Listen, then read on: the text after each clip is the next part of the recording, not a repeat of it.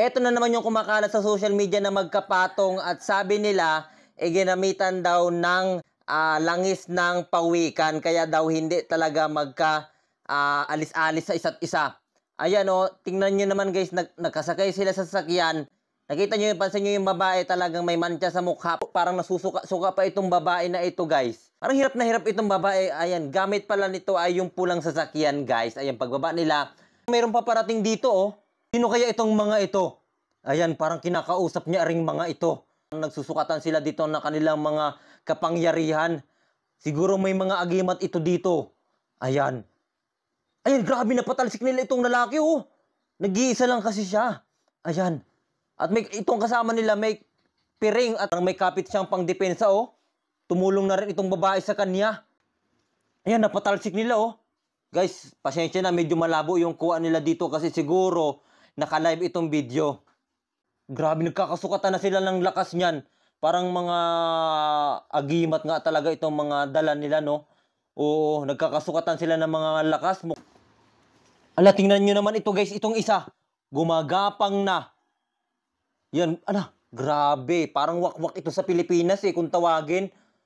Oo, mukhang lumalakas. Oo, ala, grabe. Ala, hindi pa titinag itong lalaki oh, hindi pa titinag talaga at lumalaban. Grabe yung dalawang lalaki na nakatindig sa likod ng isang gumagapang. Sinusuportahan niya ng lakas. Oo, parang mambabarang yata itong mga lalaki na ito oh. Itong babae naman, tumutulong din naman ito dito. Ayan oh. Oh, sobrang lakas talaga. Oh, siguro kanina pa itong mga ito dito at talagang nagpapasukatan na at nagpapatibayan ng lakas sa isa't isa. Talaga naman. Totoo siguro nga nangyayari ito sa ibang bansa, no? Kasi hindi naman natin alam na ito ay gawaan nila. Kasi malay mo, totoo nga pala, di ba? Siguro kailangan nilang makuha at madiskubre yung gamot para mapaghiwalay yung babae at lalaki doon sa bilang magkapatong. Kasi ito parang isang... napatakbo niya yung mga lalaki, oh.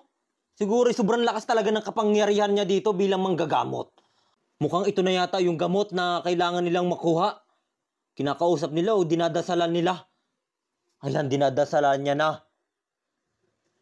Siguro ito yung kailangang ipahid doon sa dalawa para mapaghiwalay. Grabe naman talaga itong video na to. Totoo nga yata itong nangyayari. Nako. Tuwing may nagtatanong po sa akin, saan ka nagtapos? Saan ka nag-aral?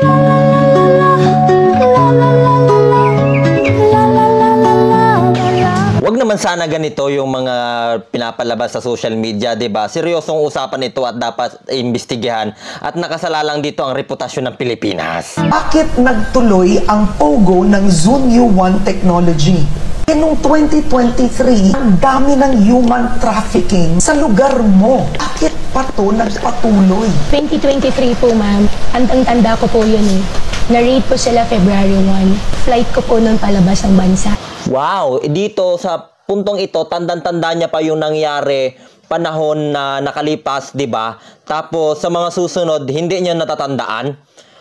Kung may napanood kayo, hindi niya natatandaan daw lahat ng mga nangyari sa kanya. Pero sa wow, big win! Dumarami yung panalo natin, guys! Talagang nakakapanghinala, 'di ba?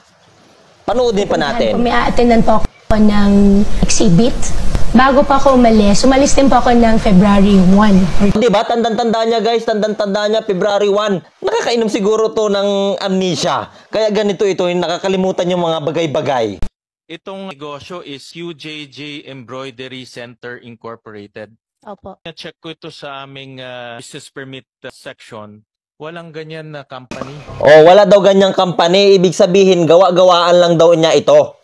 Panigurado gumawa at nag-invento ito ng kumpanya. Ito si Senador Gatchalian talagang nanghihinala na no? Were you leasing with them? Ano bang relationship niyo with them?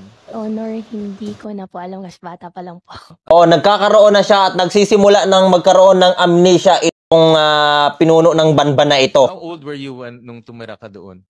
More or less? Hindi ko na po masyado maalala po, Your Honor. Ayan, hindi niya na naman matandaan, guys. Hindi niya na naman matandaan. Do you know this family, yung Baile family? Hindi ko po maalala po. Ay, siguro sa mga puntong ito ay bulaanan yung pagkakaroon niya ng connection sa Baile family na tinatawag na ito. Umuupa doon sa kanila or?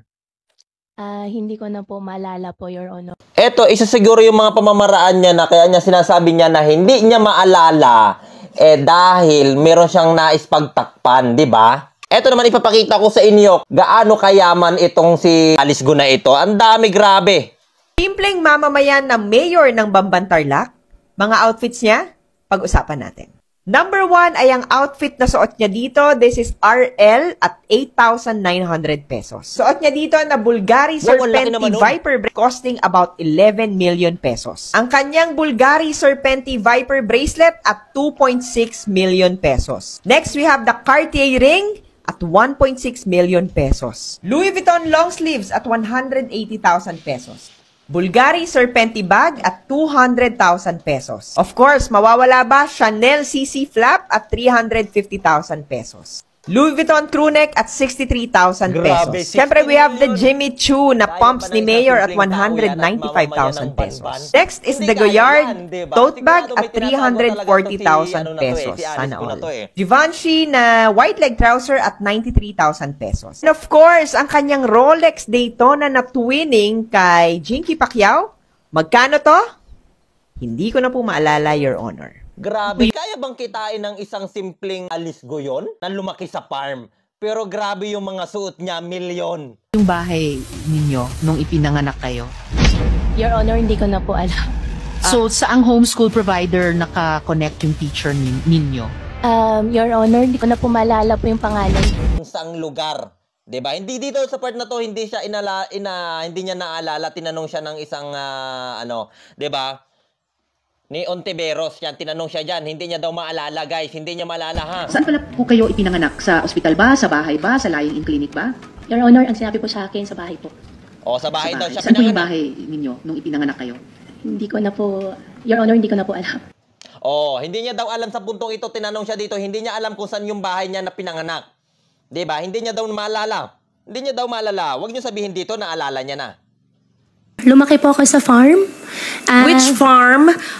Which farm? In what barangay? In LGU? Barangay Virgen de los Remedios. Ayan, naalala niya na. Naku, nakainom siguro to ng amnesia. Bamban-Tarlac din po. O yan, natatandaan niya na dito. Ibig sabihin lamang yung mga nagdidikta sa kanya, lalo na yung kanyang attorney, o sinasabihan niya, pinoprovide siya ng script kung ano yung dapat niyang sabihin. Dahil meron silang tinatago na anomalya o mga bagay na kailangan nilang pagtakpan, di ba? Different po from the one po sa QJJ, yung katabi lang po niya. Nabenta po siya year 2000. Hindi ko po maalala yung date kung kailan po siya nabenta. Tapos nakabili po ulit ng property po sa tabi at doon po nagtayo ulit. Lumaki po ako sa 200, 800, 1,200. Meron na naman tayong nadiskubre na isang laro. Ito ang 777 PNL. Laki na rin yung balansi ko sa aking paglalaro at sa aking mga panalo. And nasa comment section lamang ang link. Dito ay napakaraming laro tulad ng Mine, Crash, Super Ace, at ito rin yung paborito mo ha, Color Game.